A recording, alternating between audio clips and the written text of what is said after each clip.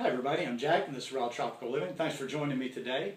I want to talk about a subject today, and I want to preface this by saying, it's like, a lot of times in these videos I find, and even like sometimes if I make a comment online in social media or something, I find that if I don't explain that compliment to the furthest extent, that somebody will find a way to take it out of context or try to find a way or try to be the devil's advocate and knock it down by saying I'm saying something mean-spirited or whatever.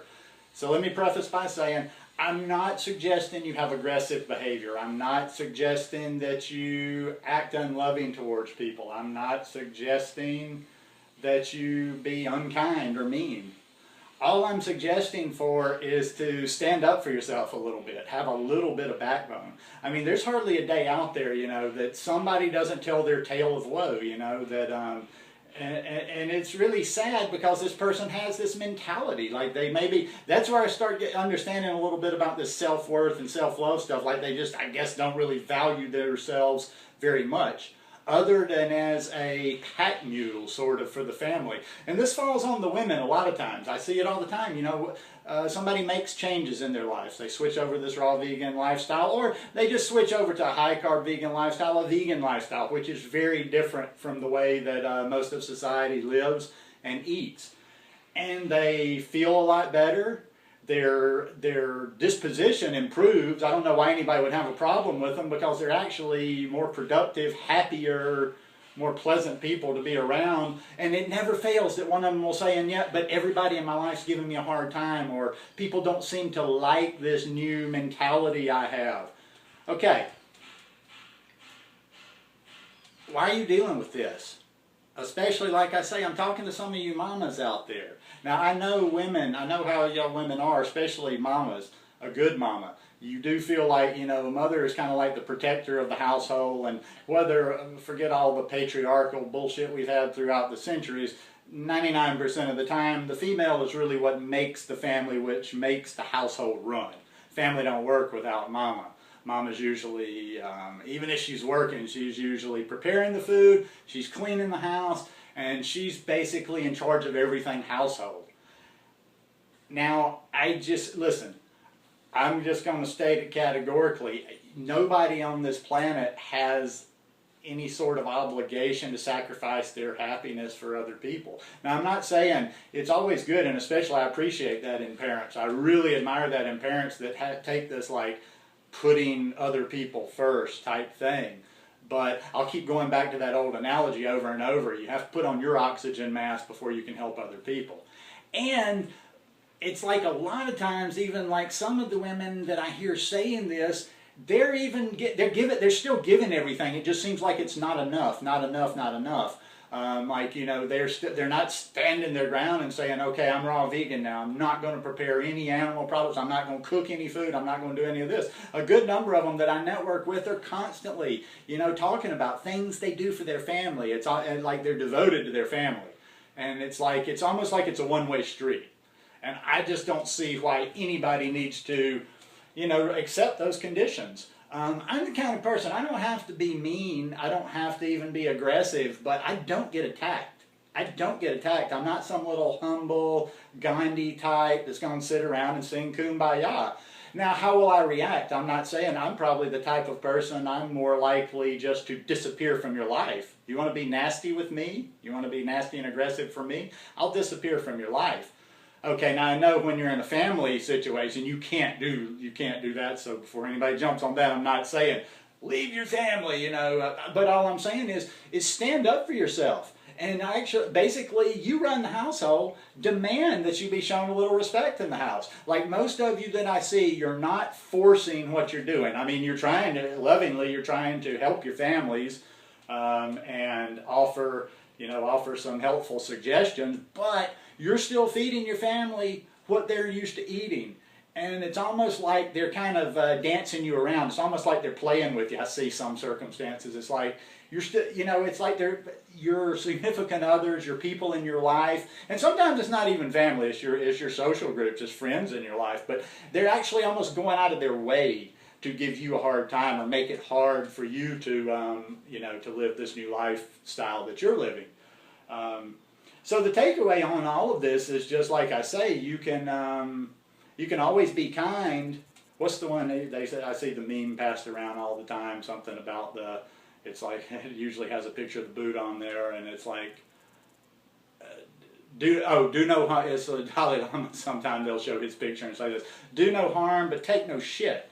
I mean, in this life, we don't have an obligation to take shit from people, and I think people tend to. It's like we give people. I've noticed this because sometimes. Okay, I get people more and more through this channel. I get people that I don't know personally that send me friend requests on Facebook. And normally if I check them out, and if you're going to send me a friend request on Facebook, and if you're a private, like, you got to show me something that you're doing that's related. Otherwise, I think it might just be spam. But, you know, these people will send me a friend request, and I friend them, and what I find, and I find this through social media a lot, and I'm sure it happens in real life, is that so many people have assholes in their life.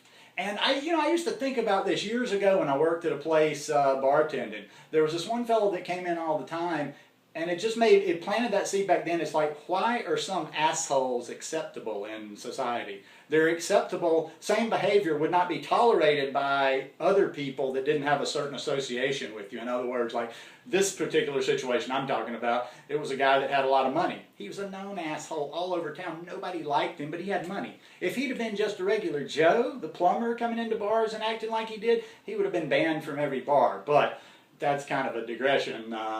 But what I'm getting at is, you know, we give these... because somebody has the same bloodline, the same kin as us, they can be as big an asshole as they want to. And it's like, well, we just have to deal with them, you know, they're part of our family, they're part of our day-to-day life. Listen, I mean, and like I say, don't crucify me for this one. You can have your opinion, this is just my opinion, but I don't have any obligation to spend my time and my energy with an asshole, no matter what their bloodline is, no matter... you know, whether we live next door to each other, what our association is. Just because there's some sort of an association that puts us in close proximity at times, I'm not required to put up with your BS. And I won't put up with your BS. Now, being an introvert and actually having, you know, the friends I do have down here being cool, I haven't had to deal with this. None of this. Zero. I've had zero... people in my face about this lifestyle in real life since I got into it. Like I say, I think a lot of times people see the improvement and they're just like, they remember the crazy guy that could be wandering around on the street looking like a street person drinking, and they're like, okay, well, whatever this crazy man's doing now, it's better than what it used to be. So people haven't given me a hard time, but then again, like I say, I don't have family other than my mom, and I don't go out and socialize a whole lot. But yeah, I'll stick to that point, and nobody's going to, you know, if you want to play devil's advocate and tell me, well, but you have to this and that, no. If somebody does not treat you in a kind and respectful way, I don't care who they are. You don't have to stand for that. Like I say, you know, obviously if it's family, if it's your immediate family, you're not going to leave the family, kick the kids out of the house, but you can just let it be known that you're not going to accept that kind of behavior. I mean, especially if you're running the household. If you're running the household, I would think, you know, just common sense would dictate to be kind and nice and loving to the person that's in charge of feeding me, washing my clothes, and basically cleaning the dwelling where I live. So stand up for yourself, raw vegans. And I talked more about a family situation today. Like I say, even if it's friends, peer pressure, whatever, as long as you know in your head, now I can't tell you that this is the best way of life for you, only you can tell yourself that, but if you know in your head that this is the way you're supposed to live, this is the way you want to live, this is the way you feel best living, then you've got to draw your line in the sand and say, this is how I live, this is who I am, I can interact with you, I can be loving with you, but you're going to show me the same courtesy back. Anyway, just my 2 cents on the matter. Stand up for yourself, vegans. High carb vegans, raw vegans. Anyhow, hope you guys like this one. Hope the week's going well for you, and I will see you guys again tomorrow. Love you. Peace.